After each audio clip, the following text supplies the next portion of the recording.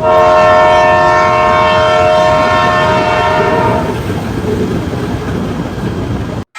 guys! Welcome back again to my channel. Here's our day 1 itinerary, Batu Caves, Aquaria KLCC, and Pavilion Mall.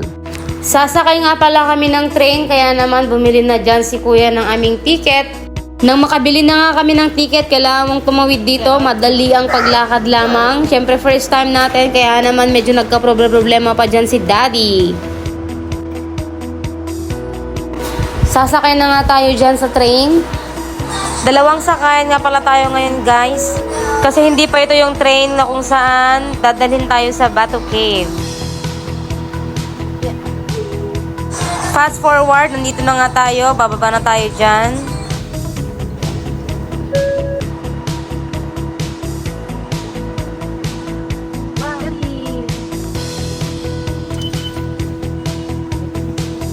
Bago tayo kumuha ng ticket guys, magpapapalit muna kami ni Daddy ng aming Philippine money dito sa kanilang money changer. At ayan na nga si Ellie, habang naghihintay, palakad-lakad, patakbo-takbo siya dito. So ayan na nga guys, nakabili na kami ng ticket papuntang Batu Cave. Scan lang tayo ng QR code and then, taran! Inuulit ko, first time nga namin, kaya naman medyo na-ignorante pa kami dito. Kaya naman yan si Daddy, kung nakita nyo, tumakbo pa siya kahit naman pwede lang maglakad.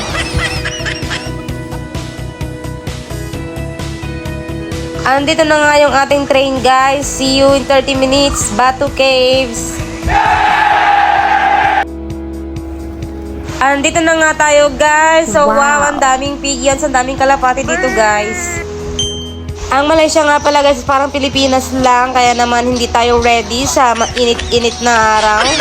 May nakita nga kami dito at bumili muna kami ng sunglass. Oh pak, sino ka dyan? Nasa Malaysia nga kami guys, pero kung titignan nyo sa aking mga video, maraming nagkalat na Indian, maraming rin nagkalat na Chinese, at konti lamang yung mga Malay na nakikita ko. So, inom muna tayo ng buko guys.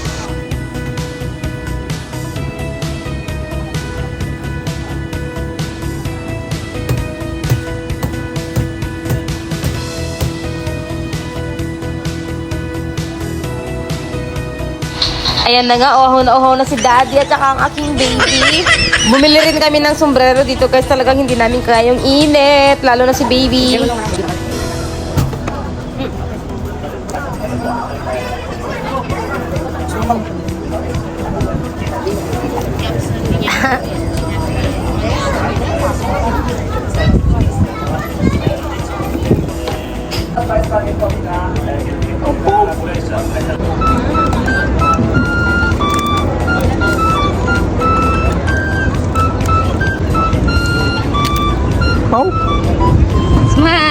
Nang matapos na nga kami mag-merienda guys, ayan na nga, desidido na kaming umakyat dun sa kanilang tinatawag na Batu Caves. And guys, nag-research naman ako kahit konti. Ang alam ko sa steps na aming aakyatin ay 270.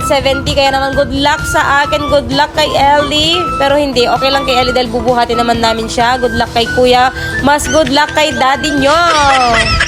Siyempre guys, sa lahat ng ating pupuntahan, hindi mawawala ang kanilang mga souvenir shops. So tara, akyatin na natin guys. Nakikita ko nga sa mga ibang vlog na pumupunta dito guys, nagkalat ang mga unggoy dito, pero wala pa nga akong nakikita. Tignan natin mamaya. Okay, next. Kawawa naman si Daddy guys, kaya magpapahinga muna tayo dito sa gulet. Kailangan nga natin magpalit dito guys, dahil kawawa naman si Daddy, hindi na niya kaya. Pero bago ko pa naman kunin si Ellie, na nga nag-volunteer si Kuya na siya na lang daw magbuhat. Kaya naman thank you Kuya. Thank you.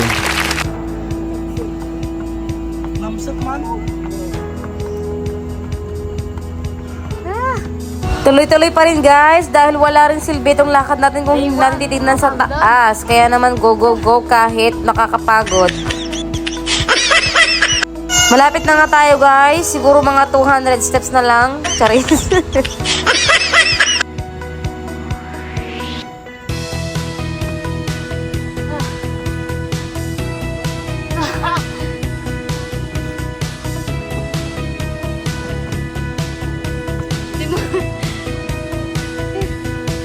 Nakakapagod nga naman talaga, kaya naman pangalawang pahinga na namin ito. Pasensya na nga guys at haggard na tayo dyan. Ewan ko na lamang kung anong labas ng mga picture natin mamaya. Dahil papagurin ka nga naman talaga nitong bato case bago ka makakuha ng magandang picture. Pwede. Pakitan na lang. Mabuti na lamang at mahangin dito guys.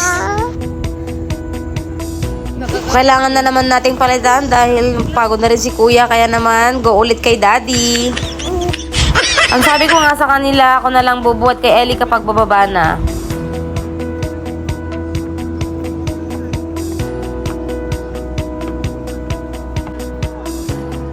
Nakapasok na nga tayo dito guys.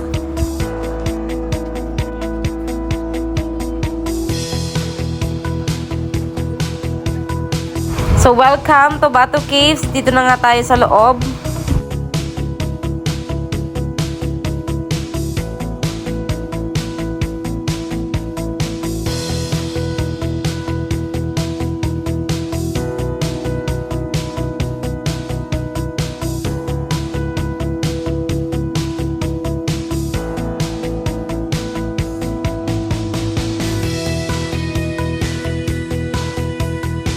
Nung nandito na nga kami sa loob guys, ayan, finally nakakita na rin ako ng totoong unggoy ng malapitan.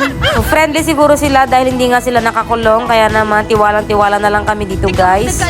Dahil nga sa kagustuhan namin makita ito ng malapitan at ni Ellie, sinubukan namin itong binigyan ng crackers na merienda ni Ellie. At ayun nga, titignan natin kung kukunin nila. Kaya lang si Ellie guys, nakikilala niya yung mga crackers niya, kaya naman nang bigyan namin ito, yan na nga lang ang kanyang reaksyon.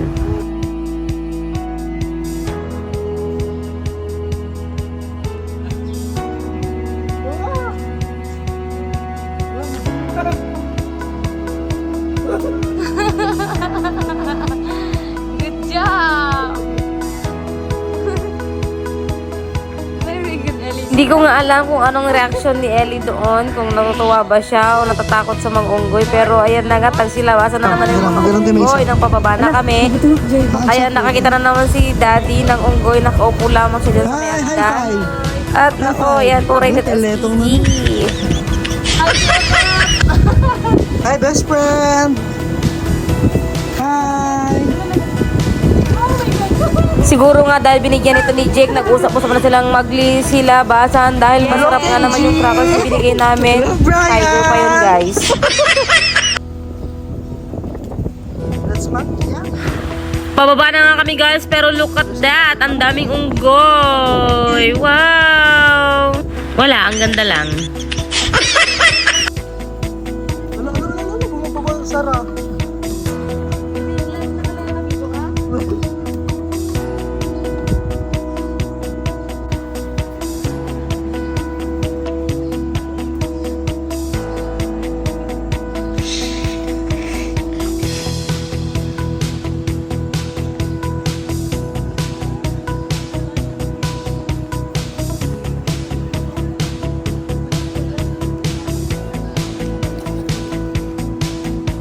Nagtataray the engine ay ah. Fast forward tayo guys para makababa na, no?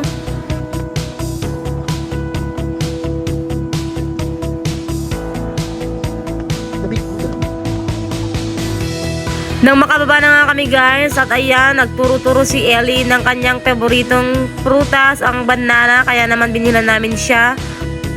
Pero alam nyo ba guys, nakakatawa itong part na to dahil hindi namin naisip na marami nga palang unggoy sa paligid. Kaya naman nang pakainin ko si Ellie at ayun, nagtatakbuhan yung mga unggoy sa amin. Kaya naman tinago ko muna ito guys dahil gusto nilang kunin lahat. Pinakain ko na lang si Ellie nang makasakay na kami sa train guys. Nang makakain na nga si Ellie dyan ng saging at ayan, nagutom pa, kaya naman nagmilk na kami dyan sa loob ng train. Papunta na nga pala kami dyan sa Aquaria KLCC.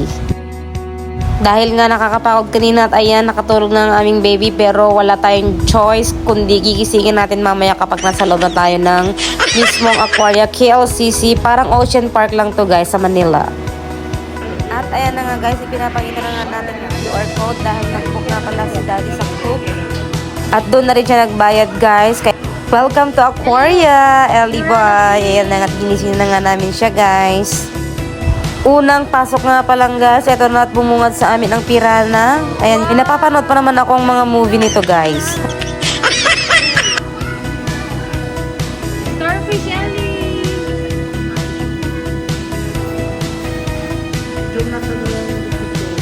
Wow, Ellie!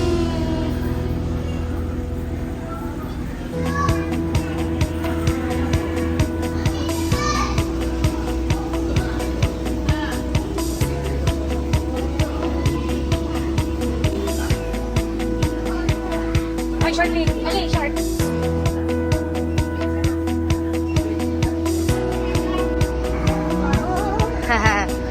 Wow!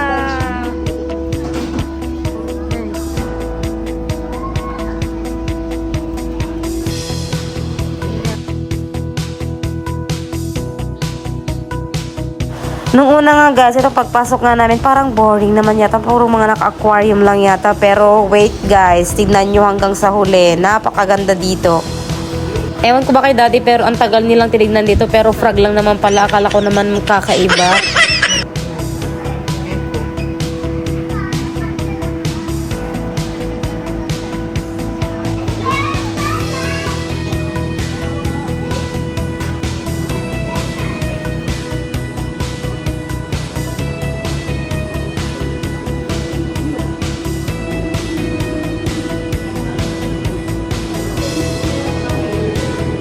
Wow! Get picture!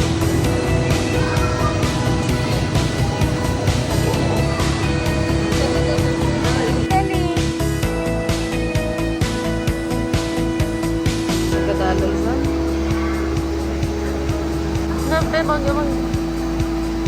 Wow! Hala, Ellie, big fish! Wow!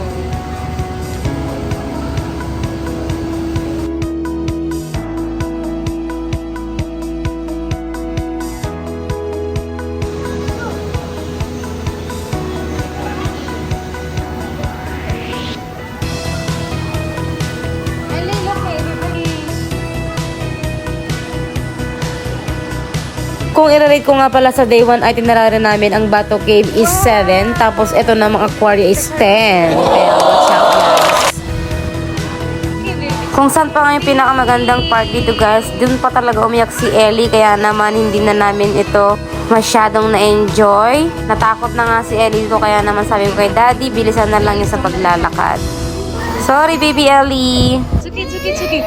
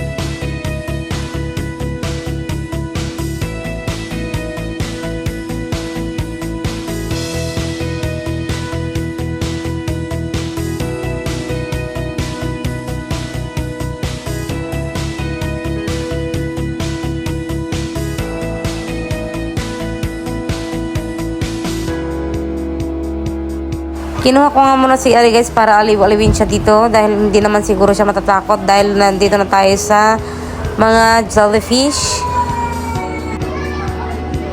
Mabuti na nga lang hindi siya takot dito kaya naman tumigil na rin siya sa pag-iyak.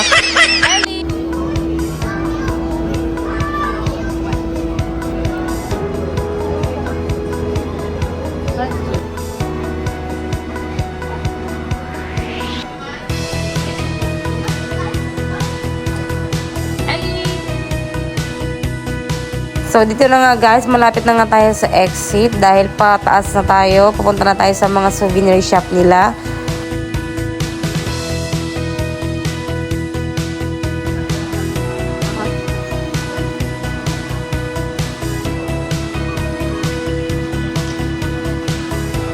Maganda yung mga souvenir nila guys dito, kaso nga lang talaga namang pricey.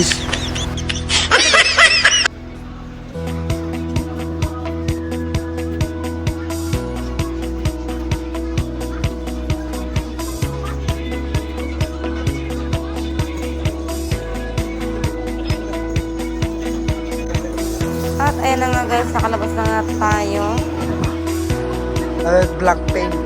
Ngayon naman guys, nasa loob tayo ng Pavilion Mall. Dito tayo makakita ng mga luxurious brand. Kagaya na lamang. KL.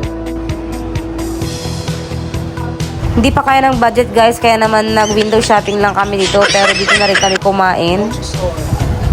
Buong itinerary vlog nga pala, makikita natin si Kuya Chris guys. Dahil siya ang ating local tourist guide. O diba?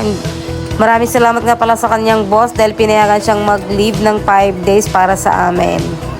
Tapos nga ng mahaba-habang mamamasyal guys, ito na at nagutom kami at dito na nga kami nag-stay para magmerienda at see you on our day 2 guys. Bye-bye!